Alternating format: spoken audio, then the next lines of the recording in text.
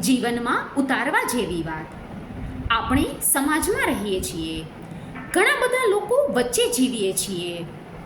આખા દિવસમાં કોણ જાણે કેટલા બધા લોકો સાથે કેટલા બધા પ્રકારની ડીલ કરતા હોઈશું. ક્યારેક તો આપણી સામે પણ મહાભારતના અર્જુન જેવી પરિસ્થિતિ આવીને ઊભી રહી જતી હશે.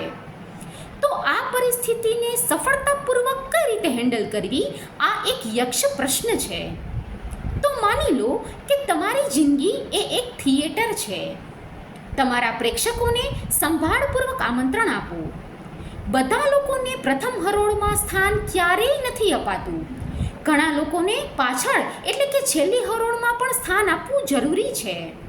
કારણ કે ઘણા સંબંધો એવા હોય છે કે જેને જતા કરવામાં નુકસાન કરતાં ફાયદો વધારે હોય છે.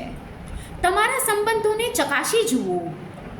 કયા સંબંધોને પડતા મૂકવા જેવા છે અને કયા સંબંધોને માથે ચડાવવા જેવા છે, એનો ક્યાસ કાઢતા રહો. કોણ તમને હતોત્સાહ કરે છે અને કોણ તમને પ્રોત્સાહન આપે છે એ પણ જાણો. કોણ તમને શિખર તરફ લઈ જઈ શકશે અને કોણ તમને ખીણમાં ધકેલી શકે છે એ પણ જાણો. કોણ તમને દિલથી ચાહે છે અને કોણ તમારો લાભ ખાટવા તમારી જોડે રહે છે એ વિશે પણ જાગૃત રહો.